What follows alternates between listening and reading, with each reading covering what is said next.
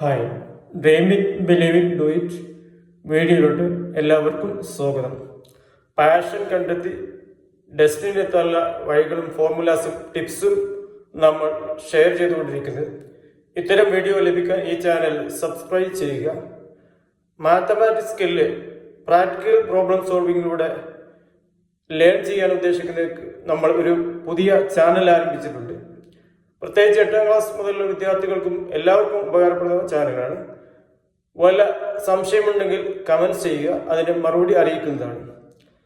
ആ channel subscribe ചെയ്യുക, share ചെയ്യുക. ഇന്ന് നമുക്ക് പുതിയ ഒരു ടിപ്സുമായി കടന്നു വരാം.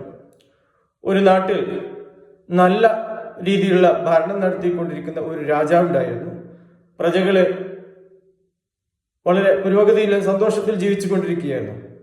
പക്ഷേ ആ രാജ്യത്ത് ഒരു പ്രത്യേക ആചാരമുണ്ട്. എന്ന് പറഞ്ഞാൽ ആ രാജ്യത്തുള്ള പുരുഷന്മാർ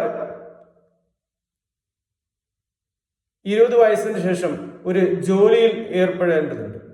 ഏതെങ്കിലും ജോലി അവർക്ക് സൂട്ടായ ഒരു തൊപ്പി ഓരോ മേഖലക്കും, അല്ലെങ്കിൽ അവർ ഏർപ്പെടുന്ന ജോലിക്ക് പര്യാപ്തമായ ഒരു തൊപ്പി എല്ലാവർക്കും രാജാവ് കൊടുക്കും. അത് ഏൽപ്പിക്കാൻ ഒരു മന്ത്രിയെ ഏൽപ്പിച്ചിട്ടുണ്ട്.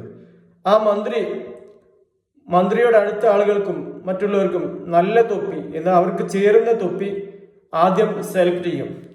പിന്നെ വരുന്നവർക്ക് മന്ത്രി തന്നെ സ്വയമായിട്ട് ആ ആൾക്ക് ഏത് തൊപ്പിയാണോ സൂട്ടാകുന്നത് ആ ഒരു തൊപ്പി, അല്ലെങ്കിൽ ഏത് ജോലിയിലാണോ അയാൾ ഉദ്ദേശിക്കുന്നത് അതിന് പറ്റിയ ഒരു തൊപ്പി മന്ത്രി തന്നെ സെലക്ട് ചെയ്തുകൊണ്ടിരിക്കും.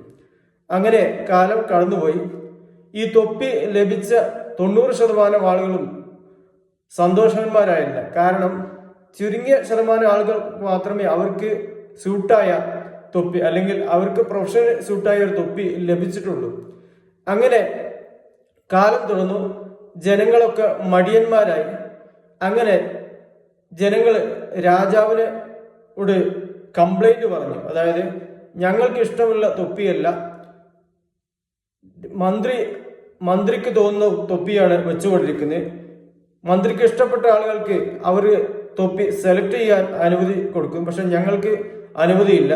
അതുകൊണ്ട് രാജാവ് ഇതിന് പരിഹാരം കാണണമെന്ന് അഭ്യർത്ഥിച്ചപ്പോൾ ഒരു ദിവസം മന്ത്രിയെ ജോലിയിൽ നിന്ന് ഒഴിവാക്കി, അന്ന് വന്ന് നിങ്ങൾക്ക് ഇഷ്ടമുള്ള തൊപ്പി സെലക്ട് ചെയ്യാം.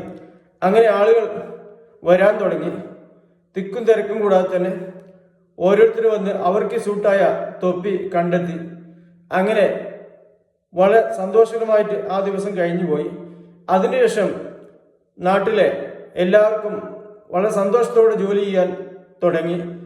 ആ തൊപ്പിയോടുള്ള പ്രതിപത്തിയുള്ള, ആ ജോലിയോട് പ്രതിപത്തിയുള്ള തൊപ്പി തന്നെ അവർക്ക് ലഭിച്ചു.